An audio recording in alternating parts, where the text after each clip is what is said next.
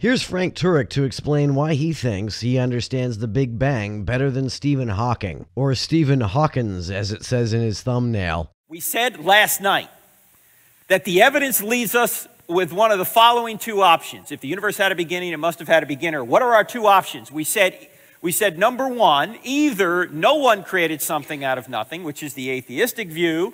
It may be an atheistic view, but calling it the atheistic view implies that it is what all atheists believe, which isn't the case. I don't believe the universe was created out of nothing because I don't believe that there ever was nothing. I also don't believe that the universe was created, since there was never a time when the universe didn't exist in the 13.7 billion years or so that time has existed. The universe, in that sense, has always existed, and thus never needed to be created. Or someone created something out of nothing, which is the theistic view. Even if the universe were created, we need not assume that it was created by someone. Apologists often argue that it must have been someone because they assert that conscious beings have free will, which they take to mean that they can carry out acts which have no cause. Maybe this is true, maybe it isn't, but they also make the baseless assumption that conscious beings are the only entities capable of uncaused acts. They baselessly reject the idea that some unconscious mechanism can act without cause.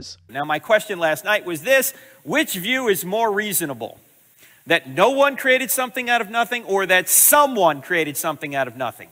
Given that they are both nonsensical, that's like asking which view is more reasonable: married bachelors exist, or 2 + 2 = 5? It's got to be someone, right? Wrong. If something can't come from nothing, then someone getting something out of nothing is equally absurd. Frank's argument is like saying that since it is impossible for 2 + 2 to = 5, it is therefore more probable that someone made 2 + 2 = 5. He doesn't seem to understand that someone doing the impossible is not less incoherent than the impossible happening on its own. And last night, we said you can ask who made the someone, but that's certainly more reasonable than no one. Again, this is like saying it is certainly more reasonable that someone made 2 + 2 = 5 than 2 + 2 = 5 on its own. No, it isn't. Both are equally nonsensical. No one created something out of nothing, please. Nothing comes from nothing. Nothing ever could, right?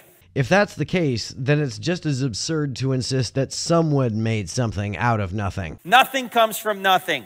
So the much more reasonable conclusion is that someone created something out of nothing. 2 + 2 does not make 5, so someone must have made 5 out of 2 + 2. And we dealt with the who made God question last night, so I won't go into that. No one made God. We know that. He's the uncaused first cause. There is no reason why the universe itself can't be an uncaused first cause. The fact that it is finite in the past does not mean that its existence is contingent upon a cause.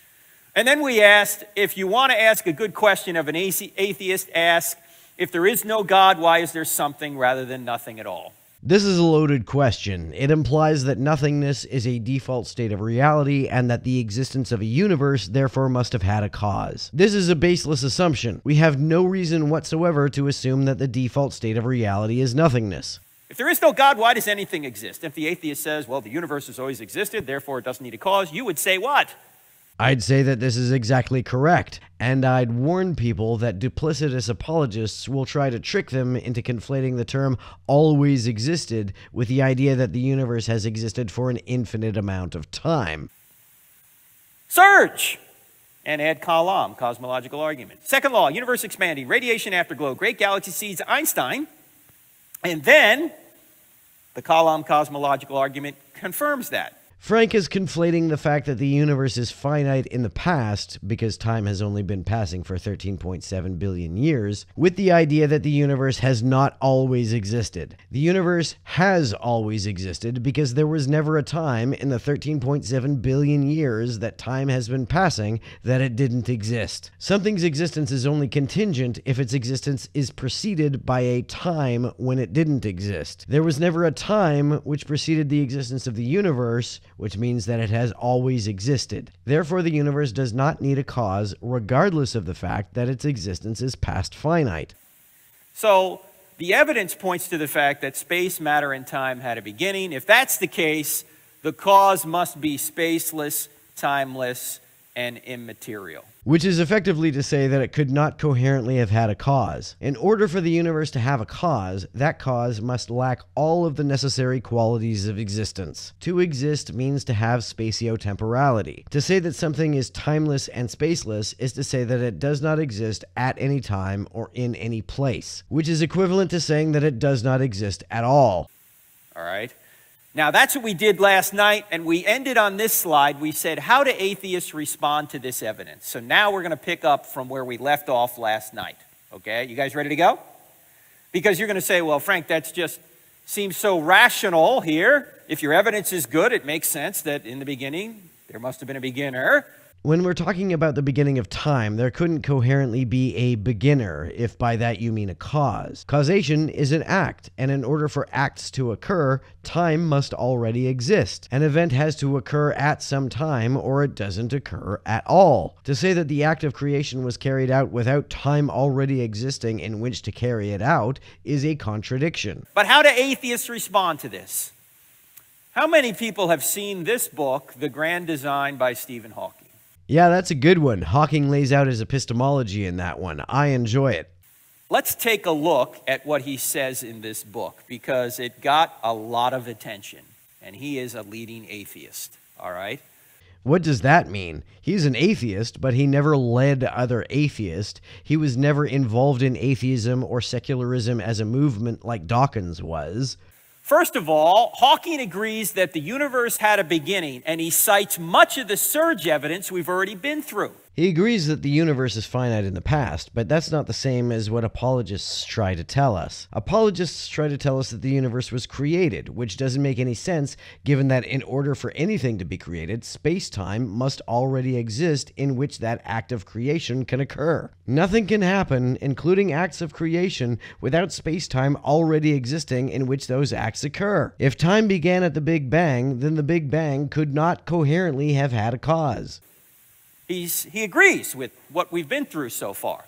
Secondly, he agrees that our universe appears to be highly fine-tuned for life. Which is actually evidence against the existence of an all-powerful God. If God is all-powerful, he would have the power to put life into any universe without needing to finely tune it. In fact, if we lived in a universe which had parameters that rendered the development of life impossible without miraculous intervention, then that would be far greater evidence that our existence is a product of such a miraculous intervention. The fact that we live in a universe that happens to have parameters that allow life to develop without any miracles means that our existence need not be the product of any miracle. Here are some philosophical problems with the book. Here's what Hawking says, and before I put that up here, let me point this. One thing I like about Hawking is that he tells you exactly where he's coming from.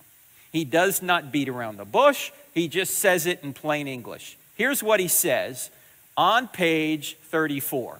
This book is rooted in the concept of scientific determinism, which implies that there are no miracles or exceptions to the laws of nature.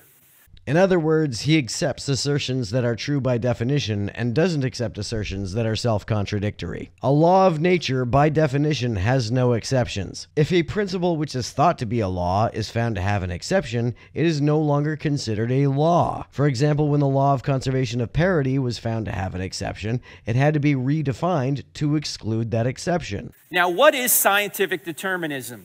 The lady here last night stated it very well. He was saying, Hawking was saying, that every cause in the world, in the universe, is the product of a prior natural event. Citation needed. I've read Hawking's book many times, and I don't recall him saying that. I don't recall him saying that every cause is the product of a prior natural event. My understanding is that he was saying that any particular cause is not the product of any magical event. This leaves open the possibility that an event can simply occur without any cause at all, natural or unnatural. So there are no miracles. There are no exceptions to this. Everything is just a product of a previous natural event. Or it occurs on its own without needing to be the product of any previous event at all. If Hawking believed that every occurrence was the product of a previous natural event, he'd have to believe that the universe extends infinitely into the past, which I doubt he did, in fact, believe. Okay, that's called scientific determinism. What does that imply?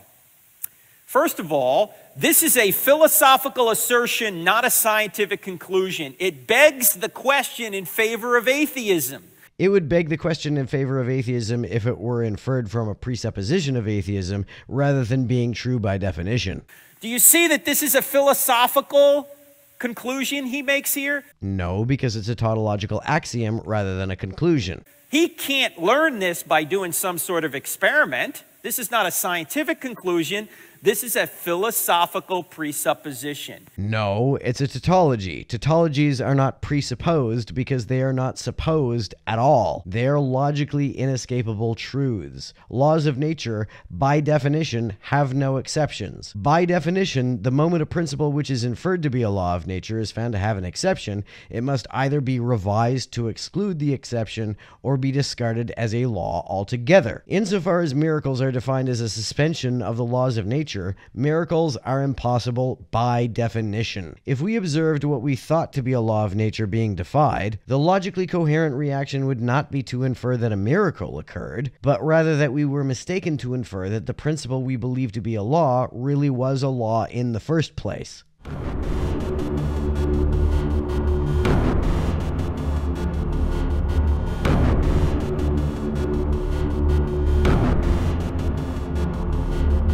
To everyone who helps me out on Patreon, you're a big help. Thanks so much.